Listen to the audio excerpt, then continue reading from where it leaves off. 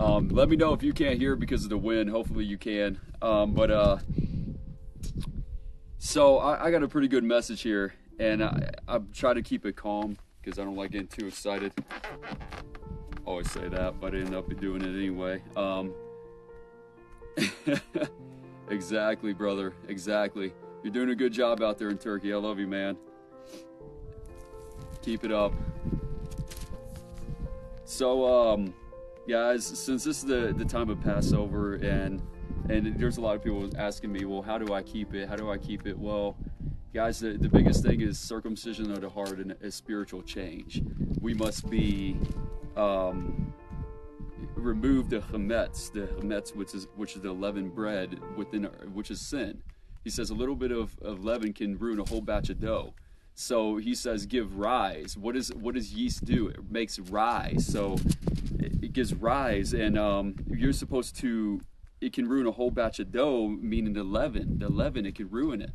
So when the thing is, with leaven, if you consider it sin, and and a lot of times in Judaism, you'll see they'll take bread and throw it into like a river or a lake or water is resemble cleaning your hands, and that's what it resembles, is getting rid of that chametz. But not always does people realize removing the sin, the iniquity from your own life.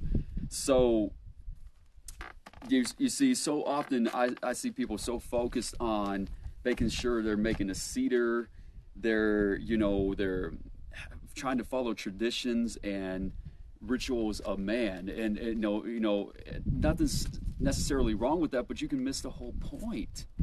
You can miss the whole point. What does it actually mean? We even see with Yeshua, Jesus, they put hyssop up to his mouth right before he was about to die on the cross. Once they took the hyssop with the sour wine and put it in his mouth. Then right after he said it's finished, he gave up his spirit to God. The same thing, we put hyssop. In the Exodus, they use hyssop, and they put on the doorposts of the homes. In the same way, that's what the Shema is supposed to mean, keeping the commandments of God, which is the Spirit, writing it, when we receive it, on the doorposts of our hearts. You see, in our minds. And that's what resemble what the mezuzah was. When you see in Jews, like if you go to Israel, it's in every hotel. You're going to see on every doorpost. A lot of times, New York City, Jewish communities, you're going to see it. But in there is, the Shema. Love the Lord your God with all your heart, your soul, and your strength, your mind. And what strength in mind means is your resources, everything, your all. And you see, you're to keep his commandments inside the doorposts of your hearts and your mind. Think about that. Now, I'm going to start here in 1 Corinthians 5. He says, it is actually reported among you that there is sexual immorality, and such immorality is not even among the pagans. So that's terrible. That someone has his father's wife and you're puffed up. Shouldn't you also have mourned instead, so that the one who has done this deed might be removed from among you? For even though I'm absent from the body, I'm present in spirit. I've already passed judgment on the one who has done these things, as though I were present. When you are gathered together in the name of the Lord Yeshua, Jesus, I am with you in spirit, with the power of our Lord Yeshua. You are to turn such a fellow over to Satan for destruction of his fleshly nature. Turn him over, so that his spirit may be saved in the day of the Lord Yeshua. Look, so they may be saved. Let them destroy themselves. Then hopefully they may return back to God. Once they see the wickedness and the sin that they have done, that they no longer have that peace and that joy in them. Your boasting is not good. Don't you know that a little chametz leavens the whole batch of dough? Get rid of the old chametz, so that you may be a new batch, just as you are unleavened for Messiah. For Passover lamb has been sacrificed, therefore let us celebrate. Celebrate is the same word usage that is used in the Greek. It's the same meaning in actually the Hebrew that was used in Exodus to celebrate the Passover. He says to the feast, not with old chametz, which is sin, the chametz of malice and wickedness. Look what he's saying. But with unleavened bread, the matzah of sincerity in truth, pure in heart, walking in the truth. His commandments, his ways are truth. His word is truth. That's his spirit written on our hearts and our minds. That's the truth. He says, I wrote to you in my letter not to mix together with the sexually immoral people. We're not to mix together with the world. We cannot. He says, not at all, meaning the sexually immoral people of this world, or the greedy, or swindlers, or idolaters, for then you would have to exit the world. He's not talking about just, you don't go to them and proclaim the name, but he's saying you don't sit there and hang out with them.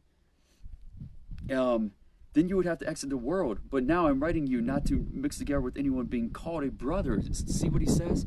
That's saying they're a brother, that they know Jesus, they know Yeshua. And they're sexually immoral, greedy, or an idolater. Now why do you think I say you cannot go to these churches? Because they love idolatry, they love greed. Guys, look what I'm about to share, something powerful with you. If you stick around, you're going to see something like, wow. Look at this. Idolater or slanderer. Slander, people that make up lies about other people's names, or a drunkard or a swindler, not to even eat with such a fellow. For what business do I have judging outsiders? Don't you judge those who are inside? But those who are outside, God's judges. Put away the wicked fellow from among yourselves. People say, don't judge me. But it's because they don't want to be judged. They don't want to remove the leaven. They don't want to move that chametz from their home. Why do you think Jews clean all breadcrumbs? They go crazy about it. From their house, make sure there's no leaven found. That's way back in Exodus, right? But they don't realize the spiritual meaning of that. Making sure that you are cleansed, that you're preparing the Passover. So when the Spirit passes over, the judgment comes, he's going to pass over. The spirit of death will pass over you. Now look at here. This is beautiful. This is beautiful. I'm about to get so much deeper. Wow, I thank God for this time. I love it. This, guys, many don't know, this is my favorite time. My favorite holy day. I love it. I love it. Now, now look at here. Look at here. He says, now Yeshua is our lamb, right? Without spot or blemish. They'll take the blood and put on the doorposts of the crossbeams of the house. They will eat it. They are to eat the meat from night, roasted over fire with matzah and bitter herbs. They are to eat it. Do not eat any of it raw or boiled in water, but only roasted with fire. Its head with its legs and its innards, so that let nothing remain until the morning. Whatever remains until the morning, you are to burn with fire. Also, you see, that's why he says to renew your mind daily, so that the old sin will be burnt off. You're continually burning that flesh. You're renewing your mind daily, it being sanctified in his word, the word of truth. Look, he says, it is Adonai's Passover, for I will go through the land of Egypt on that night and strike down every firstborn, both men and animals. And I will execute judgment against all the gods of Egypt. Everything people worship. I am Adonai. The blood will be on the sign for you on the houses where you are. The blood of the Lamb is a sign of what Yeshua has done. It's not just believing and not actually applying the blood. You can say, I love God. I love God. So is the demons, but they aren't applying the blood of the Lamb. They aren't sacrificing themselves. What do you think it means when he said to sacrifice a lamb, a firstborn lamb without spot or blemish? Why? Because you are to make sure you are pure. You are to actually do the work. Yes, he does the work but through him we're being sanctified through the blood of his death, his bloody sacrificial death on the cross. But you do the work to sacrifice that lamb. You do the work to allow him to remove that chametz from inwardly, that leaven. You apply the blood in the doorposts of your hearts. That's why you are to keep that there. Look at this. This is the day to be a memorial for you. You are to keep it as a feast of Adonai, the Lord. Throughout your generation, you are to keep it as an eternal ordinance. Eternal. This isn't just, this is it. It's eternal. Look. For 7 days you are to eat matzah, but on the first day you are to remove chametz from your houses. For whoever... See, people do not take God seriously. They're just riding on four-wheelers. Look at that. Okay, I won't get in that. For whoever eats chametz from the first day until the seventh day, The soul will be cut off from Israel. That's the leaven. It's meaning, it's the same thing with meaning sinning. No manner of work is to be done on those days, except what is to be eaten by every person. That alone may be prepared for you. It's not to go make the Feast of Matzah on the very same day have I brought your ranks out of the land of Egypt. Therefore you are to observe this day throughout your generations, an eternal ordinance. Now look at here. He says no chametz will be found in your house, but what is he saying? No sin. You're to eat no chametz. You're not to partake in sin. Okay, guys, now look. He says over here that this is a land, or this, look at here. He says, I'm going to bounce over here. I'm going to bounce over here. But as a remembrance that he struck down the sin, he struck down the those that are sinful. Those that worship other gods, he struck them down. This is a remembrance, but he also says, but if an outsider dwells with you, you would keep the Passover for Adonai. All his males must be circumcised, meaning of the heart. Then let him draw near to keep it. He will be like the one who is native to the land, but no uncircumcised person may eat from it. Look at this. Look. No sinful persons to eat from it. The same Torah applies, the same law applies to the native as well as the outsider who dwells amongst you. There's no other separate law, guys, one for Gentiles and one for Jews. There's one. I'm not telling you, oh, go be circumcised of the flesh. I'm telling you, be circumcised in the heart. Listen to me. Look at here. He says, so all B'nai Israel did so, and just as Adonai commanded Moses, it's not Moses commanding, it was God commanding him. Now look at here. I'm going to go to, I'm going to actually go over here, right here.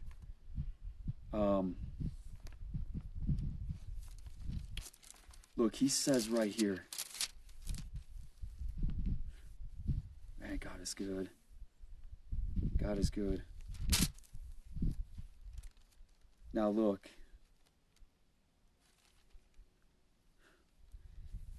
You see right here, I'm not getting this, but you're going to see in Exodus that they sung Miriam and Moses. Everybody was singing the song of Moses. Do you see that in Revelation? Everybody was singing the song of Moses. And that was exactly what they're talking about in Exodus when they're delivered from Egypt. Look what he says. I'm going to go over here to Exodus 23. Look at this. He says, 3 times a year you are to celebrate the festival for me. You are to observe the Feast of Matzah, Passover. For 7 days you are to eat matzah, unleavened bread. As I commanded you at the appointed time in the month of Aviv, for that is when you came out of Egypt. No one is to appear before me empty-handed. Also, you are to observe the feast. Okay, I won't get into this right now. This is another feast, but do not offer the blood of sacrifice with chametz. Look at that. The blood of the lamb, he's supposed to cleanse you. You're not to go before him that would be sinful. That's why I've been preparing so many of you over and over and over. I do it all the time to prepare you be a living sacrifice before God. Holy, righteous, and acceptable and pleasing. Do not offer the blood of sacrifice with chametz, with leaven, nor is the fat of my feast to be remain all night until the morning. Bring the choicest first fruits into the land, into the house of your God. Look at here. Look what he says. Do not rebel against him, because behold, I'm sending an angel before you to guard you on the way, to bring you into a place which I have prepared. Yeshua said the same thing. He said, go to the city. And what did he say? There will be a man, and you're going to tell him that the time has come for my master. And we're to observe the feast of Passover. For my disciples, go prepare a table for me. Look what he says, a feast.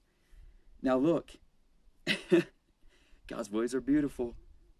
Look, here it says, watch for him and listen to his voice. Listen to the Spirit speaking. Do not rebel against him, because he will not pardon your transgression, your sin.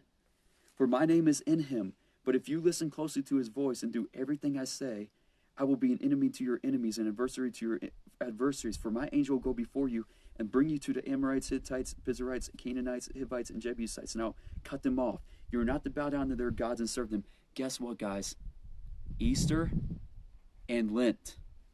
and the Palm Sunday, as many worship, those were all from these gods right here that they worship. I'm telling you, it's not, guys.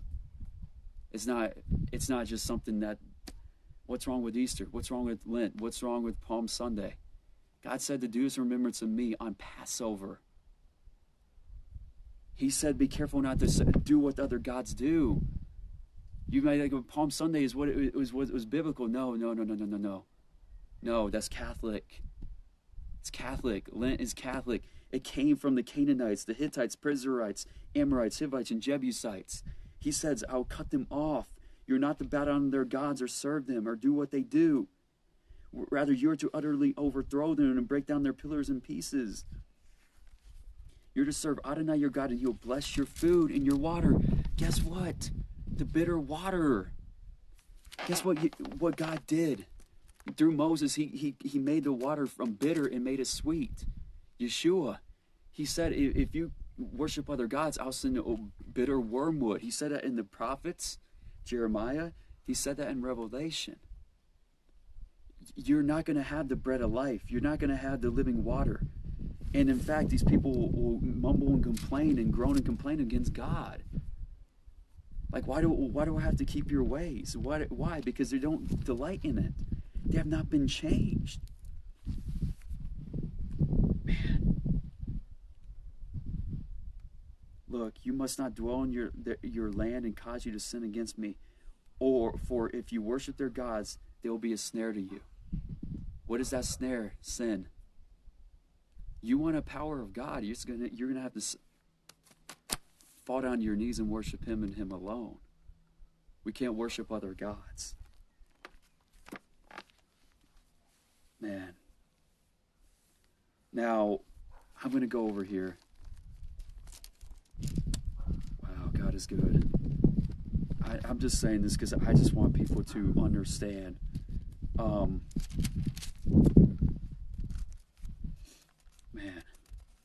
look at here.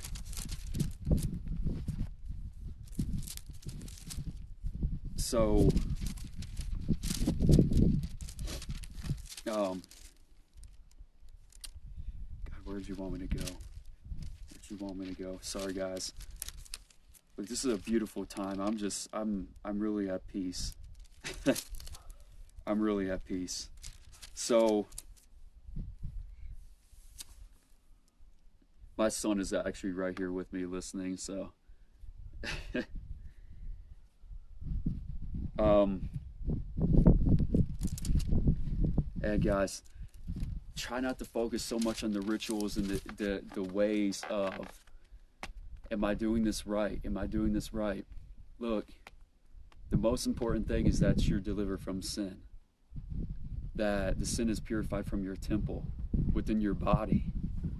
That you're delighting in his ways. You're not going after false gods. You're not delighting in the gold and the silver and the money and, the things of the luxuries and the pleasures of Egypt. People left those things. They left it. And they followed God. And, you were delivered before given the law, guys.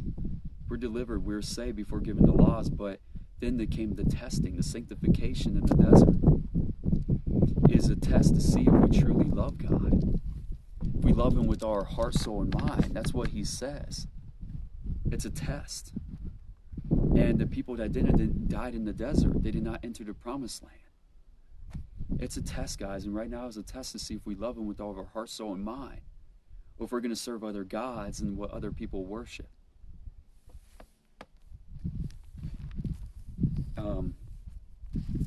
Actually, I'm going to go right here. Look.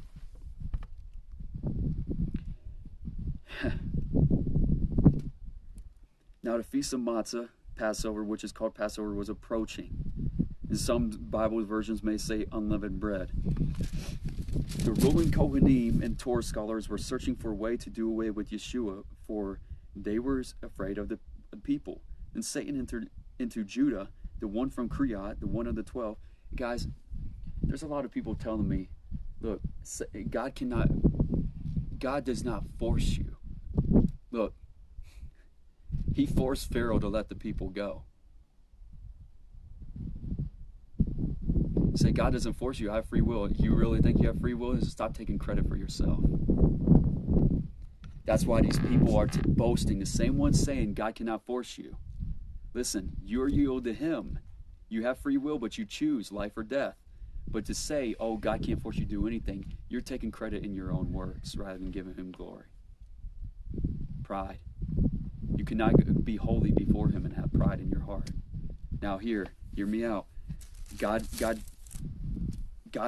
forced the waters to rise up and cleanse the world from all wickedness. He forced Jonah to go to Nineveh and proclaim his righteousness. Look,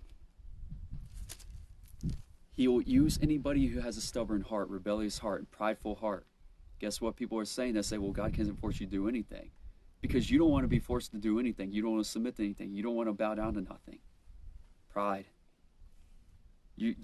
Everything that I do, I submit to God, and God forces me. He says, I'll cause you. But he says, be careful. So you still have free will. He'll cause you. His new covenant says, I'll cause you, give you a new heart, put a new heart with the Spirit in you, right? And cause you to obey his commandments. You die to yourself, he's going to cause you to obey. That's the beautiful thing about his Spirit. It's not you doing it. So no man can boast on his grace. Or if it's your own works doing it, but you give God glory and all glory to him. So look at this. Judah he had greed. Look, he had greed, jealousy in his heart. And guess what happened? He was used by the devil to fulfill a will. Now look, Satan entered into Judah, the one from Kriat of the 12, and he went away and talked with the ruling Kohanim, officers of the 12 guard, about how it might deliver Yeshua over to them. They were delighted and agreed to give him money. So he agreed and began looking for a chance to hand Yeshua over to them without a crowd. Then came the day of Matzah, when the Passover lamb had to be sacrificed. Now Yeshua sent Peter and John, saying, go, prepare Passover for us, so we may eat. Then they said to him, where do you want us to prepare? And he said, behold, when you enter the city, a man carrying a jar of water will meet you. Follow him into the house, and he enters. Say to the owner of the house, the teacher says to you, where is the guest room where I'll eat the Passover with my disciples? And with that, he will show you a large upper room, fully furnished. Make preparations there. So they left and found just that Yeshua had told them, and prepared the Passover. Look at this. When the hour came, Yeshua reclined at the table, and emissaries with him. And he said to them, I've eagerly desired to eat this Passover with you. Before I suffer. For I tell you, I will never eat it again until it is fulfilled at this kingdom. Look, he says in another, I think it was in Luke, he says, I'll not eat of this vine again until, his kingdom comes. And what he was saying, that vine, and you think about it, just as he cursed the fig tree, saying, may never bear fruit again. He was saying at that generation, because basically the curse of humanity and their actions will fall upon that generation. And he said, no stone will be left upon another. It wasn't meaning the temple wall, as some people say. Well, it wasn't really on Mount Moriah. The Bible says Mount Moriah, which is where the temple mountain, that golden shrine, Al-Aqsa sits. Now, he says that the temple would be destroyed. In 3 days, he'd raise it back up, right? That's our spiritual bodies. Now, look. Now, he says that you will not eat of this fruit, the vine of this fruit again, until he is coming. Now, that same vine is coming back in Israel. I sat there and ate those grapes from those vines. It's a beautiful thing. Tastes so delicious. Delicious. He said, now they're making wine again on those same hills. It's beautiful. So, and when he had taken the matzah and offered the bracha, the blessing, he broke it and gave it to them, saying, this is my body given to me, and do this in memory of me. This is not some Catholic doctrine of the Eucharist. This is not what it means. This means his body. If you go back to Exodus, you're going to see it's a remembrance of me, the unleavened bread. He's unleavened bread, right? So, we're to remove the chametz, the leaven, from our our bodies. That's what it meant in Exodus, not to allow these things in our homes. So you're doing this remembrance of him. And what was sacrificed, there's kids playing over here. Kids are a blessing. So if you hear them, in fact, God says, if you don't become like one of these little ones, you will not enter the kingdom of heaven. What a blessing. So, let me tell you, so he says, do this in remembrance of me. In this way, he took the cup after the meal, saying, this cup is the new covenant in my blood, which is poured out for you. Now look, when they stabbed him in the side, they seen the water and the blood pour out from his side. The blood is not supposed to be his physical blood, guys. It's a representation of his blood. I mean, you're not actually drinking blood. It's a representation.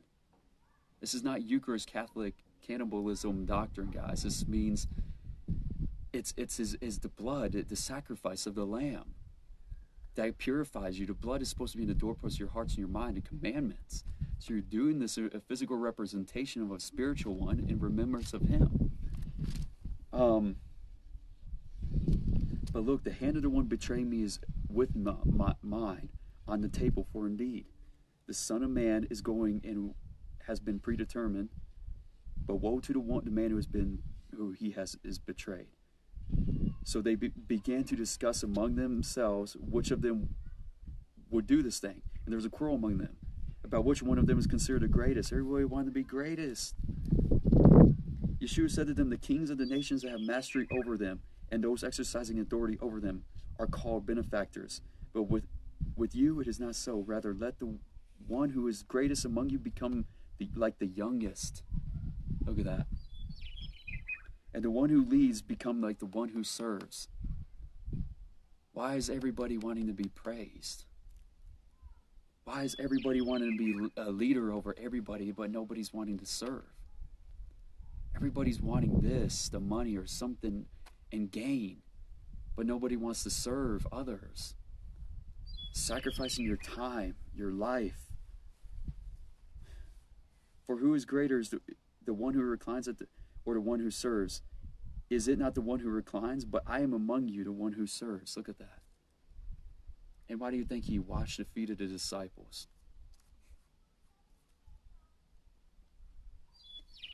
You are the ones who are remained with me in my times of testing, just as my Father has granted me the kingdom, so that I grant it to you, that you may eat and drink at my table of my kingdom. Look at that. Look at, see, he says, do this remembrance of me until he comes back. You're constantly, why do you think his holy days mean so much, guys? I'm sorry, guys. Actually, I'm not sorry. But Christmas and Easter, these things are not doing a remembrance of him. It's revolved around greed. It's revolved around greed. It's consumerism, worldly living. But his holy days has a purpose. And in fact, if you know his holy days, you're going to understand each one serves as a representation and a purpose of his coming back, his return. We may not know the day and hour, but we can assume around the Feast of the Trumpets. We don't know that.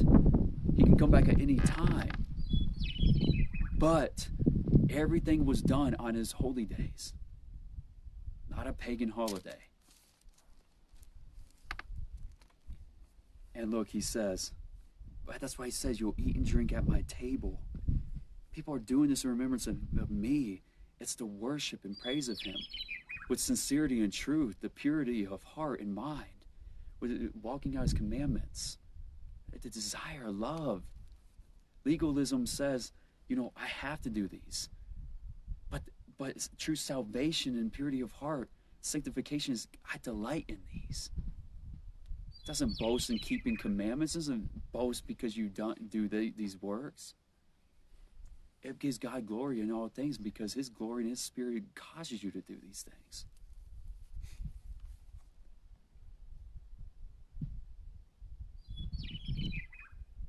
See, and he even told Peter that he would deny him, and he was so sure that he would walk. Remember, he told you not to fall asleep. Pray, because the hour is short. The hour is late. It's dark. Pray that you will be able to withstand everything come upon the earth. Don't let fear come upon you.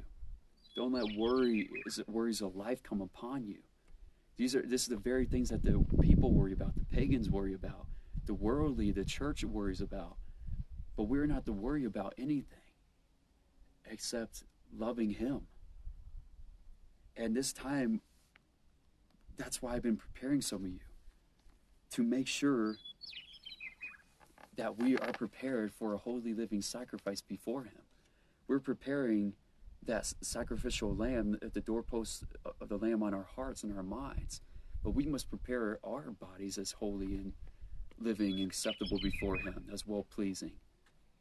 And yes, he did the work, guys, but we must, allow the work to be completed through us. That's a choice. We have a choice of life or death. Blessings or curses. That's a beautiful bird. Yeah. So, man, what a beautiful thing. What a beautiful thing. Before Yeshua died, that high sop, to do what was completed, everything in Exodus, guys, everything throughout the prophets, you're going to see it. Yeshua speaking over and over. The centurion, what was it, centurion or the Roman guard, took the high sop, dipped it in the sour wine. Then he put it in his mouth. The same thing, hyssop was used. And in hyssop, even if you burn hyssop, guys, it's a purifier. It purifies the air, cleans it. Even in Exodus is commanded to use hyssop for mold, black mold, and things like these. Mold was always a sign of a plague upon people, and now we have a plague upon our foods. I mean, there's molds in literally everything we eat. It's in many people's homes. This is not a good sign. If the people say that the law does not matter, like, everything's good.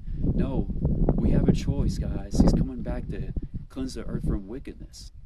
He promised never to flood the earth again, but he keeps his covenants. There's covenants, guys.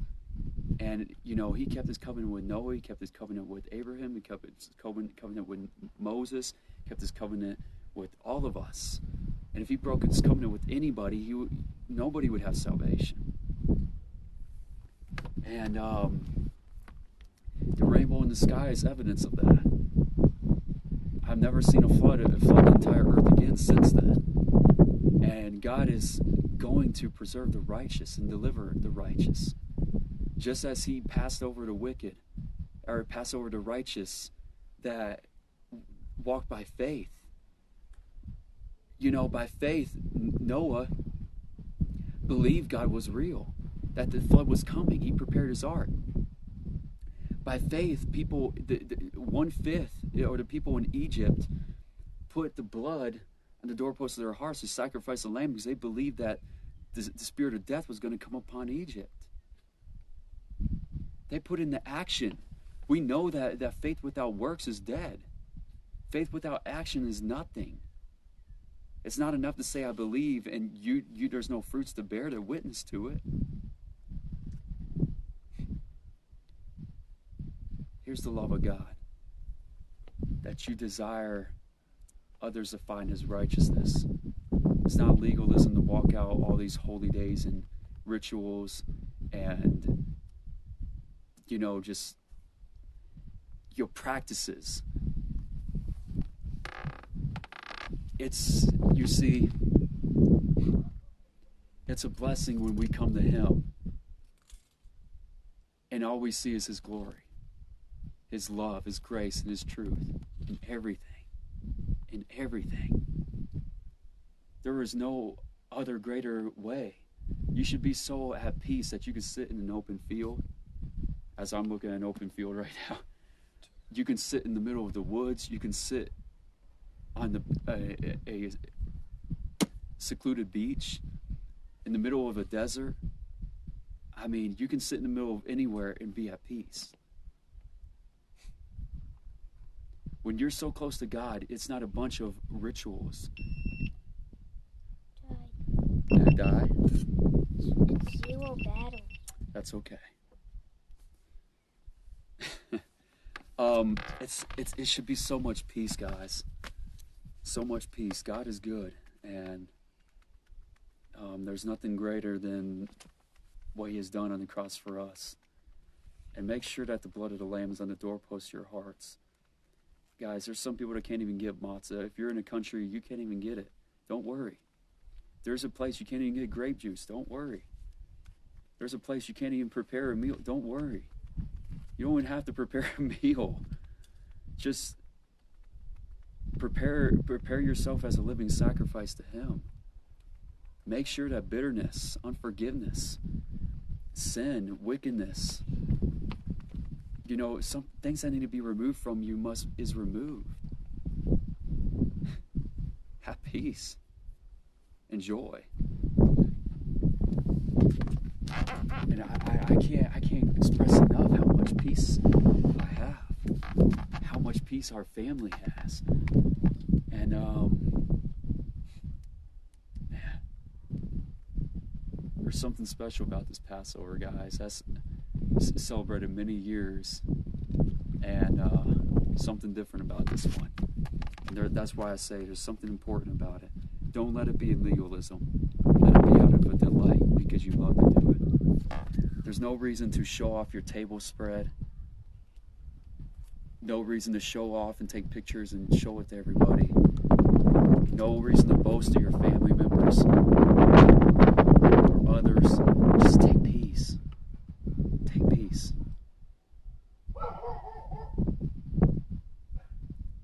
Take peace. Unlike that dog, he's not peace. But guys, I love you all. Please have a blessed Passover. It's going to be a great time. Delight in it, guys, and just be at rest. Pray, and just rest in His presence. There's no better time. I love you guys. God's grace and peace and shalom and His favor be upon you all. It's not about a bunch of traditions. Guys, rest with your family. Love your kids, love your wife, love your husband, and just rest. Have joy with God. Guys, like I said, you might have seen me in my video last night. I was grieved. I was sadness. But there's a time, guys. We must be at times of joy and times of grieving. And now is a time we know that He's risen again. Guess what? The people that were in the graves, the souls that were in the graves, they rose again. And some people were going throughout the city. They're going throughout the city of Jerusalem. Some people seen Him. It says at the end of Matthew. So here, come here. Want to say hey? Hi. He's my shy one, guys. Yeah, there's wind, and like I said, there's a lot of wind out here, guys. But I love you all, and may you all have a blessed Passover. And blessings to each one of you. And I see you pause all the way in Israel. I love you guys, and